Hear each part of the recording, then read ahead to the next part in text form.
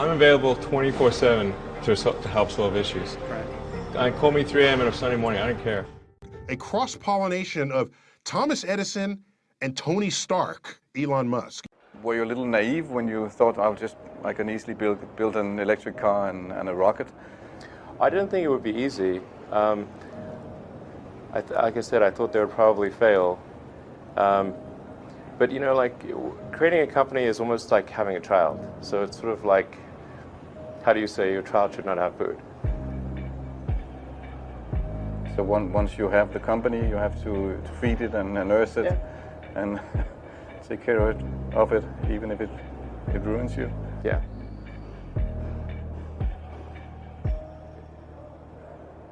But suppose there were some tough times in 2008, end of 2008.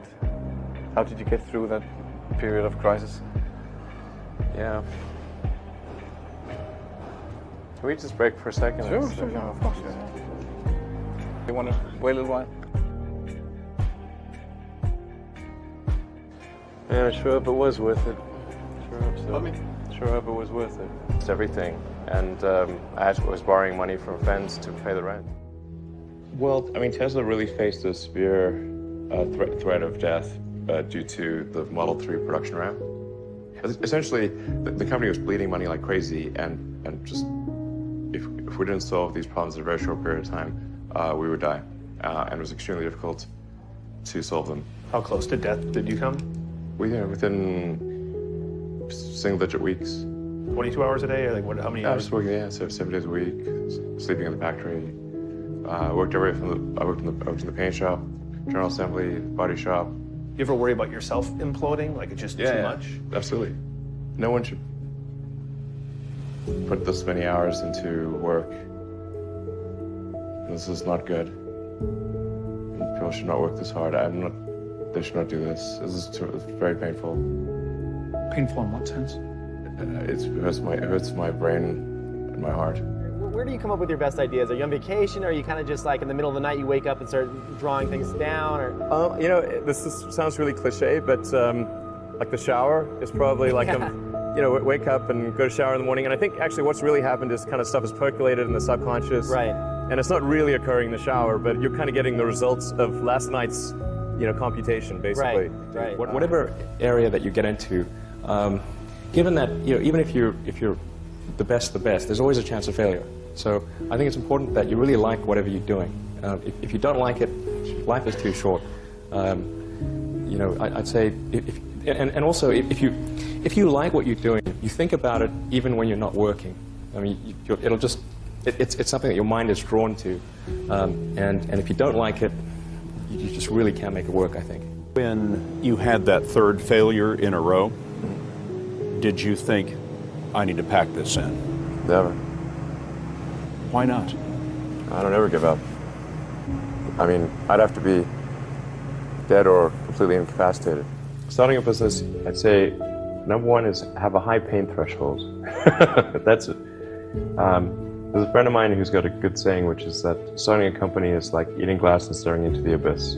Okay, that's generally what happens, because when you first start a company, there's lots of optimism and things are great, and then so happiness at first is high. Then you encounter all sorts of issues, and happiness will steadily decline, and then you'll go through a whole world of hurt. And then eventually, if you succeed, and in most cases you will not succeed, and Tesla almost didn't succeed, came very close to failure. Then if you succeed, then after a long time you will finally get back to happiness. I think too is you've got to make sure that whatever you're doing is a great product or service. It has to be really great. And I go back to what I was saying earlier, where if you're a new company, I mean, unless it's like some new industry or new market that, if it's an untapped market, then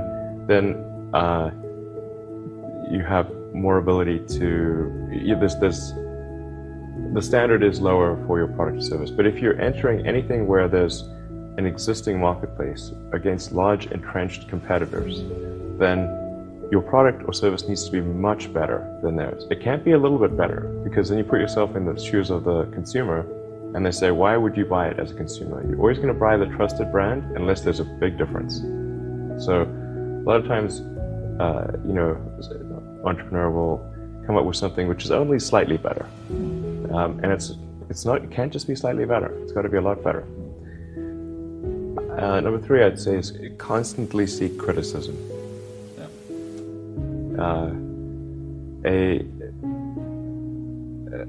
A well thought out critique of whatever you're doing is as valuable as gold. And you should seek that from everyone you can, but particularly your friends.